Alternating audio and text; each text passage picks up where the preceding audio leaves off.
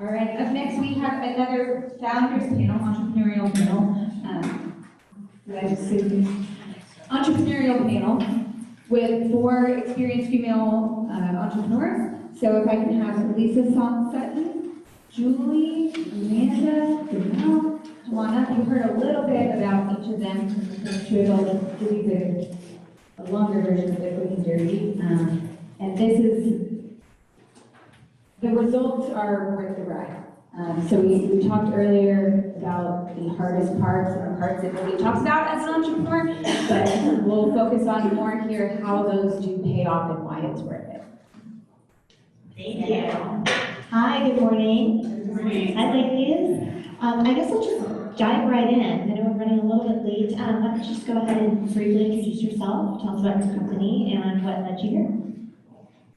Well, basically, I can tell you, I started a company. We borrowed $1,000 from an uncle and started a jewelry manufacturing company. We started as importers, couldn't get delivery, and so we realized we needed to control the delivery, so we started making sterling silver jewelry and selling it organically to small little stores. I had consignment in beauty salons.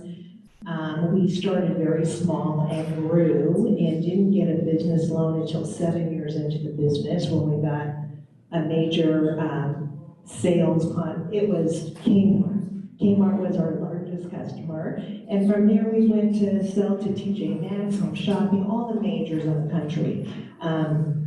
20 years later, with a partnership dispute, I sold the company and ended up getting my MBA and teaching entrepreneurship. And I can tell you, this company, I worked really hard and went through every single possible mistake that you go through when you're building a company. And now my focus really is helping women. I'm a SCORE volunteer since 1997, and I really specialize in small businesses starting from nothing and showing you how to grow. That's what I do and what I did, and it's much different from corporate. It's not even the same language. So I guess that's about me. Hello, my name is Amanda Signorelli. So a little bit of background on a couple of the companies and contexts that I've been in prior to this. So the kind of big one that I learned probably the most from was a company called TechWeek, which was entirely owned by a venture capital firm who had originally bought it, and then were bringing in people to become operators and run it on their behalf. So very much kind of like your PE op structure. That was a very interesting setup. I started off as a junior sales rep, cold calling and selling $300 higher and fair boots, knocking on doors, the whole 9 yards. Those contracts got bigger and bigger and bigger until eventually a year later I became CEO and took over that for about 2.5 years. Went through a process to look at doing a merger, learned our lesson about information rights and what needs to be shared and what should not. It did not end well. Also learned a lot about what happens when you don't have an aligned board. It's a very fascinating process. It's something that you can really look at all your terms and conditions, but at the end of the day it matters who's in control and who's controlling the board. Very important. Then after that, I went and joined a new startup that I helped go from the iteration of something into a scalable business, which recently just closed a $4 million round in Chicago, which is specifically rental furniture. Very different. Last mile delivery is not fun. I hope that's fun ability for everybody who has to deal with that. And now I'm currently on company number 3, which is my own. This is the first time I've gone from nothing to something. It's a very different wild ride, but across those 3 experiences, it picks up quite a different collection of fundraising, including fees, banks, VCs, private funding, bootstrapping. There was quite a few that we had the opportunity to explore. Hi, good afternoon. My name is Danelle Wilson-Pullman. I'm co-owner of Unitar Limousine and Transportation with my husband in Reno. And I also founded African Skies Travel Connection, where I take women entrepreneurs back to my home country of South Africa once a year to do the Cultural Wisdom Exchange Program. I moved to the company from Truckee, California, on the north side of Lake Tahoe, to Reno in 2008, just as the recession hit. And I was able to grow a luxury brand during the worst recession from 6 vehicles to 28. As I don't know if anybody here is in transportation, Nevada has the worst anti-competitive laws in transportation in U.S. history. So I came lobbyist.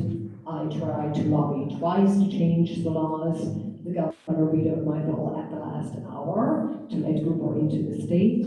And then I went back one final time to the Nevada Transportation Authority and was able to only gain 8 vehicles to have a fleet of 15 on my limo side. There's a lot of, it will take a few hours to explain all the logistics of that. I won't bore you with it. But yeah, we're the only company out of Northern Nevada that's not grandfathered, so I have a limited license. And there's 45 companies like me in this town that has restrictions. So hopefully one day they'll come to the light. I don't know. Thank you so much for having me. Hold on to that mic. So Janelle, being a female in a male-dominated space and one that's characterized by a bit of an old boys network, how do you differentiate yourself and what tactics can you share for dealing with the good old boys? So for me, I had to stay my ground. I had very strong beliefs and values in what I wanted for my company. And it is by listening to my customers, going above and beyond, because my motto for my company is I'm only as good as my last ride. And the day that I stop believing that is the day that I need to leave my company. You have to listen to your employees, you need to listen to their feedback as well. You have to, for me it was, I worked in every department of my company except mechanics.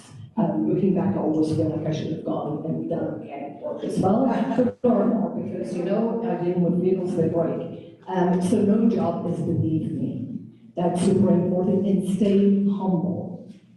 That to me is a prime example of making sure stay humble and don't, for us it was, we had to be resilient and we had to do what was right.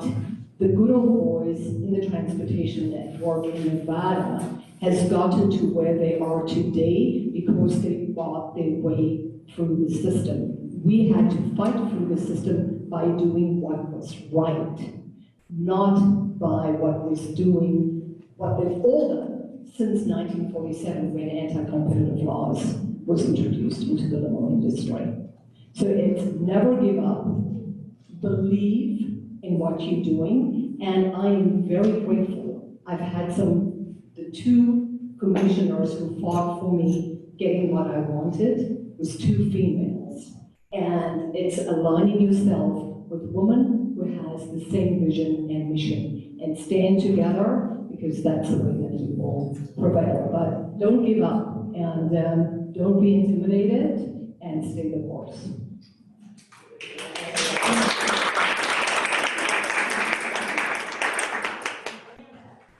So Amanda, you're in the process of raising money right now for your newest startup.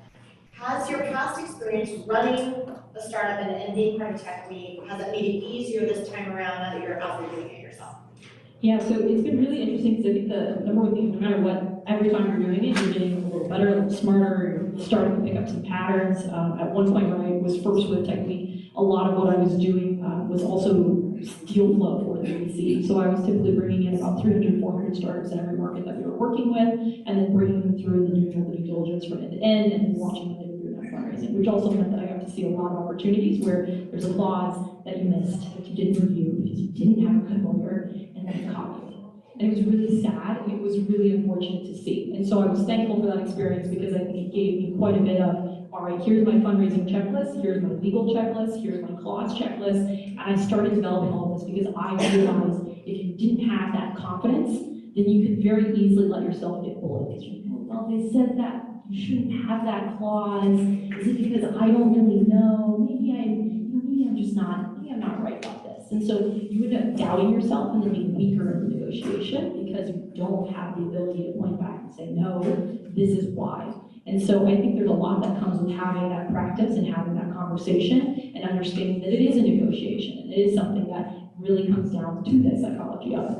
What is definitely clear to me as well is how different every fundraise can be. So the first type of fundraising I was exposed to, which I don't really recommend for very many people, was the way that we worked with this company was we would do a tranche. So we would negotiate at the very beginning, this is the amount of money that we're going to be using. Every time we're drawing down, we have to do a renegotiation on the terms of that and use the funds.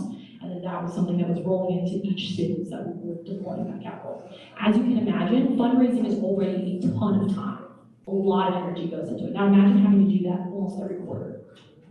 How much more could you get done if you weren't doing that? So there's quite a bit that comes into learning those different pieces and then being more confident going into that next piece. I will also say though, this particular fundraise has probably been the hardest one for me, for sure, because I am very much a data-driven person and I'm used to turning around and saying, here's the metrics, here's my growth rate, here's what I've done, here's my NPS score, I took it from here to here, here's what gross margin was, and being able to anchor my confidence on numbers. But this time, there's no numbers, it's me. You're banking on, do you trust Amanda Signorelli to come up with a way, to come up with a path forward, to come up with something that will stick. And in an industry like cannabis, which you just heard from, an incredibly phenomenal product, phenomenal team, brilliant founders, this is a hard industry. So that type of fundraise is very, very different, and that has been hard for me. So yes, I've definitely learned a lot from those prior instances and seen a lot of alternative ways of thinking about financing. And the biggest learning I have is you can be creative. There's no one way of doing this, and do not ever let anyone tell you that there is. Julie, how do you know when it's time to sell? Well, in my case, as I said, it was a partnership dispute. What happens is when you have a partner, and I would advise you not to have a partner, I think the best thing to do is to pay somebody to do that work. And there's a lot of ways to incentivize people. So I'll just give you briefly, my husband died when I was 36. We built this company from nothing, and I inherited the partner. And so the company, we built it, we tripled it actually in the 5 years after my husband died. I mean, I put my heart and soul in this. And of course, this guy, really, we didn't have the same vision. You know, we were in the mass production, low-end jewelry that you saw on the spin rack, diamond cut jewelry that never tarnished. That was our claim to fame, and all the discount stores were going out of business. So to replace that business, they weren't there anymore. And so my goal was, if you know David Yerman, I wanted to bring it to a bridge line, and he just didn't want to pay for the product development. And so I forced the sale of the business. It cost me hundreds of thousands of dollars, and again, the lawyer, I mean, I capped the lawyer's fee. He tried to charge me more, but I basically said, this is what I'm paying, and it was uglier than every divorce I've ever heard.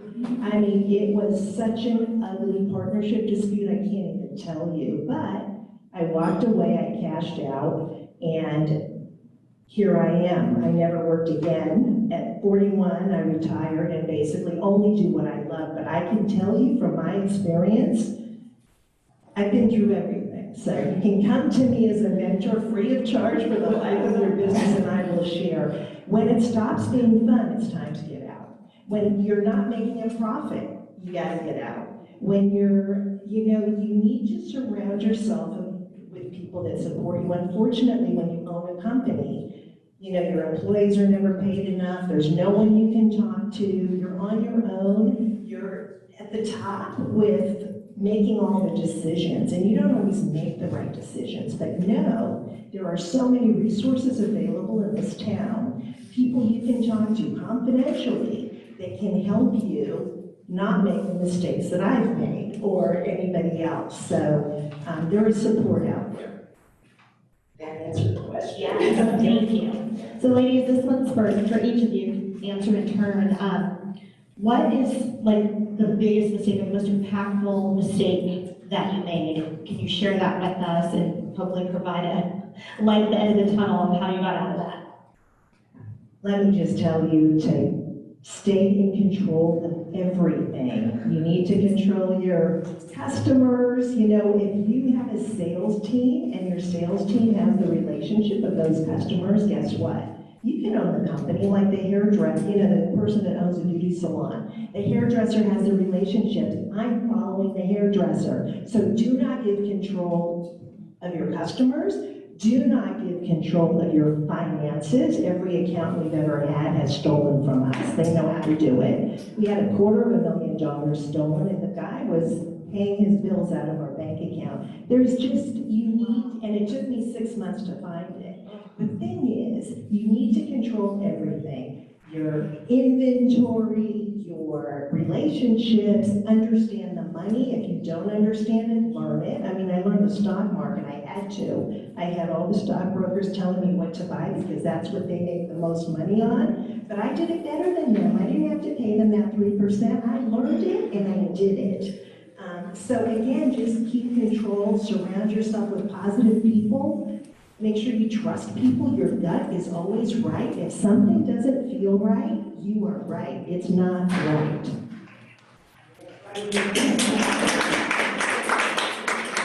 Yeah, I completely agree with that website, especially on the bookkeeping. You always want to know where every dollar going. You'd be surprised how many times an accountant will be like, oh, I didn't realize that it was supposed to be AR and it's not this and that. I'm going to split this. So one piece I'm going to talk about is a mistake that I think is the most tactical thing that you can do today to never be in this situation. Because I feel like this is something nobody ever talks about and should be the first thing to do. And then the greatest mistake, I think we've all got, I don't know how many and whether you can calculate which was the greatest, but the most tactical thing I can give you is an employee handbook is not HR mumbo jumbo. Full stop. If you don't have one, go online, get one. The amount of companies I have seen who do not have an employee handbook and then all of a sudden get sued by someone, because I can tell you, you're going to have a person who thinks they're doing a really great job and they're not, and you're going to have to let them go, and it will be painful, and it will be hard, and they will take it the wrong way, and they will take action. And if you do not have an employee handbook in place, you will find yourself spending so much money on lawyers that it could be a make or break for you in a quarter where you're tight on cash. So if you don't have one, it is not a joke. Get one. I feel like that was something that I did not totally appreciate. I kept thinking, oh, it's a handbook, it's just HR.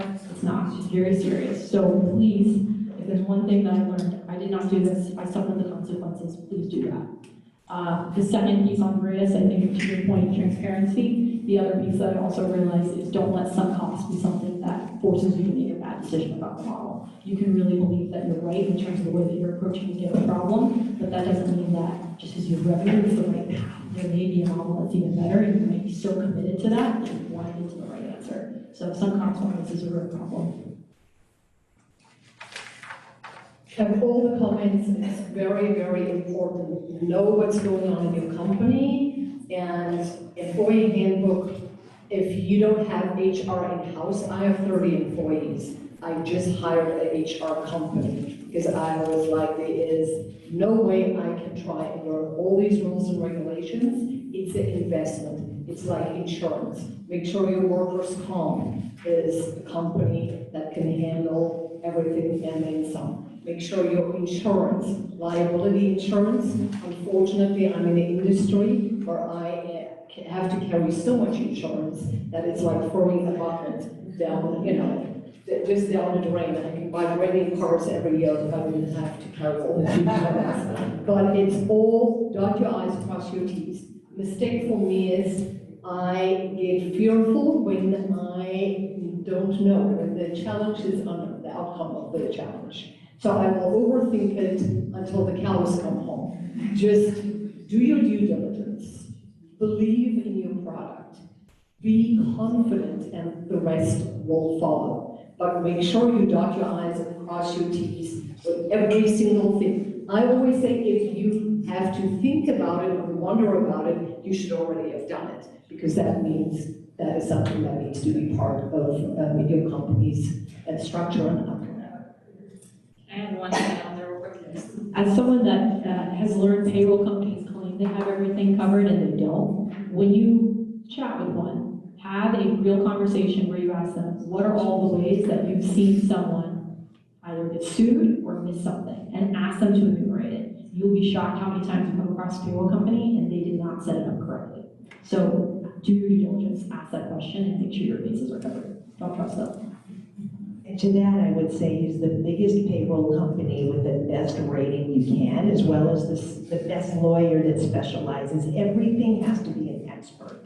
So if you're not talking to the expert who does this all the time, you know, that's my best advice for you. Always go to the expert. It doesn't matter how much it costs.